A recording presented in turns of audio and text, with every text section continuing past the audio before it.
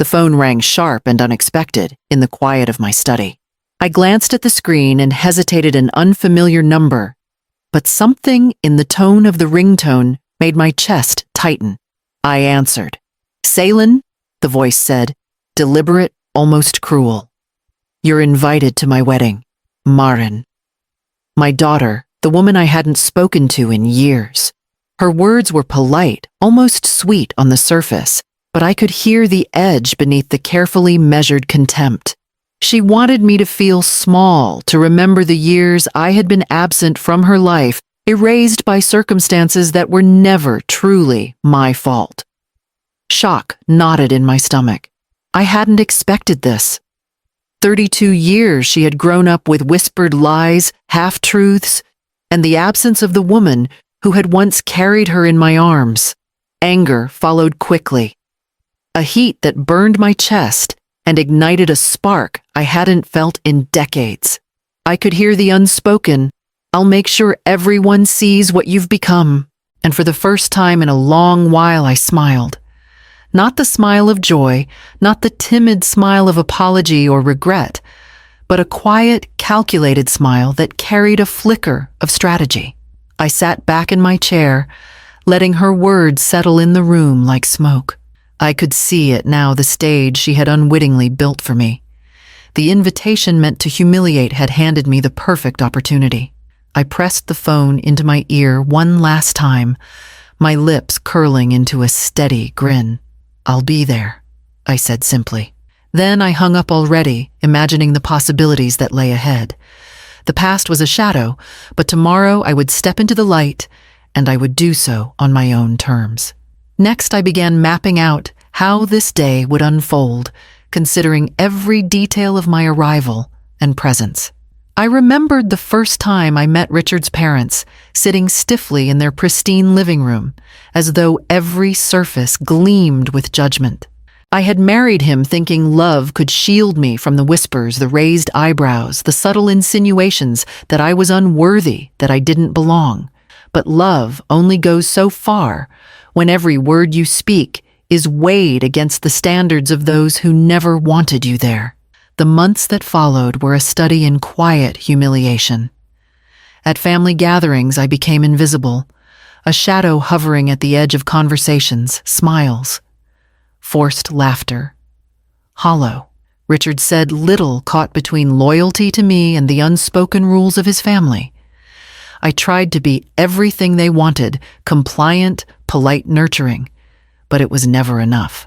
Every small victory was overshadowed by a glance, a comment, a sigh that told me I was still inadequate. When Maren was born, I poured every ounce of love I had into her, determined to give her the warmth and care that had been denied to me in that house. I stayed up through nights of illness, patched-skinned knees, and quietly sacrificed my own dreams to build a foundation for her. Yet even then, I was erased. Letters from me never reached her. Photos went missing. Visits were controlled. She grew up hearing stories that painted me as distant, careless, or worse, someone who had chosen her estrangement over motherhood. For decades, I lived in the shadows of her perception, invisible and misunderstood. Every holiday that came and went without a call, every milestone I wasn't present for, became a layer of resentment and grief I carried quietly. The weight of being misrepresented to the one person I loved most shaped me in ways I would not fully understand until years later. I had learned to wear invisibility like armor, to endure the humiliation and pretend it didn't burn. But the phone call today reminded me that invisibility could also be a weapon, that the very thing that kept me apart from Maren could now serve as the stage for my return. I leaned back in my chair, the memory of those early years fueling a determination that had never wavered, and began thinking about the steps I would take next to reclaim the life I had built and the dignity that had always been mine. Next, I revisited the years after estrangement, the long path of survival and strategy that would ultimately set the stage for what was to come. The years after my separation from Richard were a blur of absence and longing. Every letter I wrote to Maren seemed to vanish into a void, never reaching her hands. Birthday cards, carefully chosen gifts, even small tokens of love, all intercepted, misdirected, or discarded. Holidays came and went with empty chairs where my presence should have been. I watched from afar as she grew, learning that the mother she believed in was a shadow, a story rewritten by those who sought to control the narrative. Maren believed I had abandoned her willingly. She believed the lies Richard's family whispered into her young ears, the stories that painted me as callous, unworthy, or distant. I carried the ache of being erased not just from her life, but from her memory, from her very understanding of who I was. It was a grief that settled deep, quiet, and relentless. Yet beneath it all, a spark refused to die. I could not let absence define me. I could not allow their lies to become my legacy. During that time, Aunt Vera became my anchor. Her home was a refuge, a place where judgment was absent, replaced instead by guidance. She had seen life's cruelties, survived them, and had the sharp wisdom to teach me how to endure without breaking. Patience. Céline, she would say, her voice steady, unwavering. Resilience is quiet. Strategy is invisible. You build without anyone knowing, and one day the world will see your truth. Her lessons were subtle, but powerful, threading themselves through every decision I made, every moment I held my tongue, rather than lash out every step I took toward reclaiming control of my life. In those quiet afternoons at her kitchen table, we mapped possibilities, imagined futures, and examined the ways I could rebuild from the rubble of my past. Each plan, each small strategy planted the seeds of empowerment that would bloom years later. I learned to use absence as an advantage to allow the misconceptions to fester, while I gathered the tools I needed. The world believed I was gone, and that illusion became my greatest strength. I spent nights reviewing letters that never reached Maren, tracing what could have been, and letting those unspoken words harden into determination. The path was long, the journey arduous, but every blocked message, every ignored holiday, every lie told about me was fuel for what I was becoming. And as I looked ahead, I understood that survival alone was no longer enough. It was time to prepare for the day I would step back into the light on my own terms and take my place in a world that had tried to erase me. Next, I would recount the quiet years of survival, the endless grind that forged me into someone unstoppable. The years after Maren's childhood were a test of endurance I had never anticipated. I moved from one city to another, Boston, then Atlanta, then Charlotte, chasing any opportunity to survive and maintain some semblance of independence. Low-paying jobs became my reality, cleaning offices late into the night, flipping burgers during long shifts, scrubbing floors in motels where guests never looked me in the eye. Every day reminded me of how society treated those with a tarnished past, and every glance and whispered judgment reinforced the isolation I had carried for decades. Financial and legal hurdles followed me like shadows. Banks turned me away when I tried to open accounts or take out loans. Landlords hesitated to rent apartments when they learned of my history. Even basic errands became exercises in patience as clerks, neighbors, and strangers treated me with suspicion or disdain. Yet, with each closed door, I learned to see the cracks in the walls, the hidden paths others ignored. In the quiet hours of the night, I sought refuge in the libraries that had become my sanctuaries. I studied finance, entrepreneurship, real estate, anything that could give me leverage over a world that had stripped me of power. I copied notes by hand, read textbooks twice, and absorbed every lesson as if my life depended on it, because it did. My small apartment, furnished with thrifted pieces and hand-me-downs, became both a refuge and a classroom, where I honed skills that would one day support more than just survival. I learned to stretch every dollar, finding ways to make necessities last longer than anyone expected.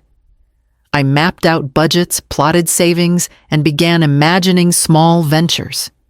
Each strategy, however modest, felt like reclaiming a fragment of the dignity that had been stripped from me. Aunt Vera's lessons echoed in my mind. Strategy is invisible. Patience is strength, and perseverance can turn even the smallest advantage into a foothold. Through long nights and endless grind, I realized that survival alone was not enough. I needed to build.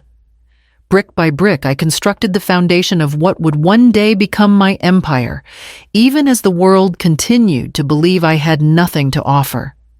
Next, I would find the first opportunity to transform these small victories into tangible success, quietly assembling the pieces of a life no one could erase.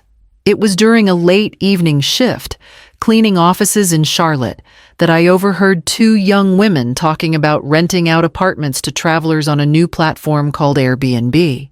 Their casual conversation struck me with the weight of possibility.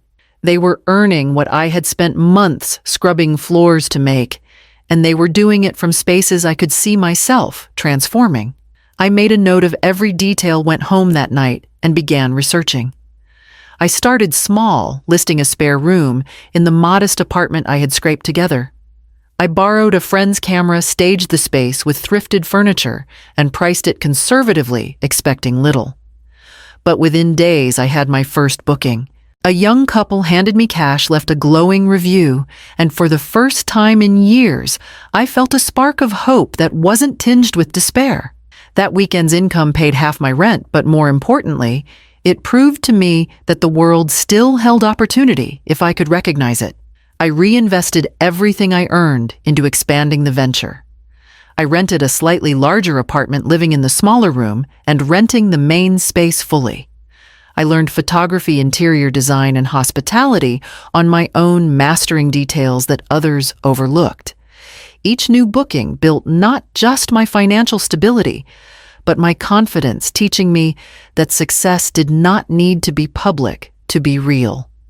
Aunt Vera guided me through every stage, offering advice that was sometimes subtle, sometimes blunt. Patience, Celine. Let them think you're done. Let them forget. Power is sweetest when it surprises them, she would say, her voice cutting through the fog of self-doubt. Her words became a mantra as I quietly expanded my properties to other neighborhoods, purchasing neglected spaces and turning them into profitable rentals. By the time I reached my mid-50s, I owned several properties across multiple states, each one generating steady income, and each one quietly growing my reputation under different business names. Maren had no idea. To her, I was still distant, absent a ghost in her life. And that invisibility became my greatest advantage. I could plan, build, and grow without scrutiny, like a shadow rising into light on my own timetable. Every decision was strategic, every purchase deliberate, every improvement a step toward the life I deserved. I imagined the day Maren would see me, the day she would understand the woman she had dismissed for so long. And somewhere in the back of my mind, a plan began to form, one that would ensure that when the time came, my entrance would not just be noticed, it would be unforgettable. Next, I would prepare for that moment, turning years of quiet labor into the power and presence I had long been denied. The invitations had gone out, the date set, and the reality of Maren's wedding pressed against me like a challenge I could no longer ignore. I began to prepare, not with trembling hands or anxiety, but with the precision of someone who had spent decades learning the art of strategy. Every detail of my appearance, my arrival, and my demeanor was considered rehearsed and perfected. I arranged for a Rolls-Royce Ghost, sleek and understated in its silver sheen, to carry me to the venue. The car would not scream wealth, but it would convey control and presence, a quiet declaration of the life I had built while everyone assumed I had nothing. Bodyguards would flank me, professional and imposing, ensuring that my arrival commanded attention without a single word spoken. Next came the outfit. I had a tailored suit made in deep navy, the cut sharp enough to convey authority, but elegant enough to signal taste and refinement. Pearls graced my throat, simple but unmistakable, a nod to sophistication, earned through years of resilience rather than inheritance. I practiced every movement in front of a mirror, the tilt of my chin, the steady pace of my heels, the calm command of my posture. Every gesture was rehearsed to project confidence and silence the whispers before they could even form. I reflected on the decades that had brought me here, the humiliation, the absence, the false accusations, and the years of being erased from Marin's life. That pain had not vanished. It had been refined into patience, into foresight, into power. The anger that once burned like wildfire had cooled into something more dangerous, a calculated resolve to reclaim what was mine, to turn the attempt at disgrace into my stage for triumph. I reviewed the logistics again and again, the car's route, the timing, the position of the bodyguards, the angle at which the guests would first see me. Each rehearsal brought clarity. Each repetition reinforced my control. I imagined Marin's reaction, the moment she would realize that the woman she thought broken and powerless had risen far beyond her expectations. By the time the day arrived, I was ready not just to attend, but to transform the narrative. The scene I had envisioned for years was taking shape, and nothing could unsettle the rhythm I had built for my entrance. Next, I would step onto the driveway of the estate, knowing that every eye would turn toward me, and that decades of preparation would finally meet its moment of reckoning. The day had finally come. The estate in Charleston gleamed under the late afternoon sun, manicured lawns stretching out like a stage awaiting its players. Guests milled about, champagne glasses in hand, unaware that the drama they anticipated was about to unfold in a way they could never predict. I sat in the back of the Rolls-Royce Ghost, letting the smooth engine hum beneath me, the silver car gliding over the gravel like a whisper of inevitability. As we approached the long driveway, I noticed the subtle shift in the crowd. Heads tilted, conversations faltered, and eyes turned toward the approaching vehicle. I remained calm, letting the anticipation build, knowing that the visual alone would start to command attention before I even stepped out. My bodyguards flanked me as rehearsed, scanning the guests with impassive faces that added a weight to my arrival, an unspoken warning that this was not merely a social visit. I opened the door and stepped onto the driveway, the sound of my heels clicking in a deliberate rhythm against the stone.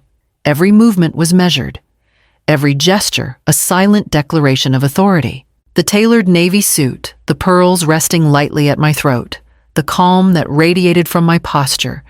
It was a tableau of power, built from years of strategy, patience, and perseverance. Then I saw her. Marin, standing among the cluster of well-dressed friends, her posture rigid, her smile faltering, as her eyes found mine. In that instant, the carefully constructed mask of confidence she had worn for years cracked. I could see her body tense, the color draining from her face, the way she instinctively took a step back, as if the years of perceived absence had transformed me into something untouchable, something beyond her expectations. The crowd reacted, some whispering, some craning their necks, trying to piece together the identity of the woman who had arrived with such deliberate presence. Confusion and admiration mingled in their expressions, but all attention remained fixed on the small figure of my daughter, and the revelation that the woman she had tried to erase had returned fully in command of her own narrative. I walked slowly up the steps, letting each footfall echo, letting every detail of my arrival settle into the awareness of those who had underestimated me. Every gaze, every gasp, every silent pause reinforced the truth I had carried in secret for decades. Next, I would cross the threshold of the reception hall, stepping fully into the space Maren had imagined as her stage, ready to transform it into mine. I stepped through the doors of the reception hall, each motion deliberate, measured, controlled. The room fell into a hush the moment I appeared, the music fading beneath the soft gasps of guests who could not place the presence that suddenly dominated the space. Every eye turned, some curious, some apprehensive, and all fixed on the woman who had been absent from Maren's life for decades. And then I saw her. Maren froze, her carefully constructed smile faltering, the color draining from her face. For the first time, she looked small, diminished under the weight of what she had assumed was a powerless mother.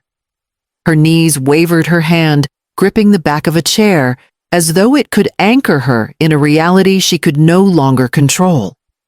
The air between us held the tension of years of unspoken grievances, of every lie she had believed and tried to make true.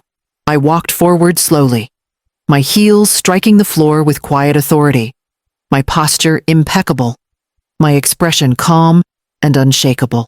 Every movement spoke of composure, dignity, and the quiet certainty that comes from having built a life in secret, while others assumed you were defeated. The crowd sensed it too. Whispers spread like wildfire. Admiration and confusion mingled as guests processed the reversal. The daughter who had intended to humiliate me was now the one collapsing under scrutiny. No words were necessary. My presence alone told the story of decades endured of pain, transformed into resilience of triumph, born from patience and strategy. In that hall, the power dynamic had shifted completely. I paused, letting the moment settle, letting the truth resonate without a single utterance. Every guest, every family member, every friend witnessed the reversal that Maren had never anticipated. Next, I would approach her directly, ready to assert the truths she had tried to hide, and finally take my place not as the absent figure of the past, but as the force she had underestimated. I lifted my glass slowly, letting the silence in the hall deepen as every eye turned toward me. My voice was steady, clear and measured as I spoke. To my daughter, Maren, and to the life you are beginning. May it be built on truth, not assumptions, and may every decision you make reflect the person you wish to become. No accusation, no bitterness, just the simple assertion of reality. I continued recounting the years I had been absent, the struggles I had faced, and the life I had built quietly, while the world assumed I was powerless. Every word carried the weight of decades of endurance, of resilience, forged in shadows, of victories achieved in silence. The hall remained still, the tension palpable, as I let the truth stand on its own. Maren's face betrayed the realization she had never expected. The woman she had tried to erase was not broken, not defeated, and not diminished. She faced the consequences of her assumptions, and for the first time, she could see me clearly. I set the glass down, my posture, unyielding my expression. Calm. The years of absence, the humiliation, the erasure, they had not destroyed me. I had endured, rebuilt, and emerged empowered. The moment had passed, the statement made, and I turned to leave, carrying with me the dignity and triumph I had earned. Next, I would step beyond the wedding hall, carrying the certainty that the life I had reclaimed was entirely my own.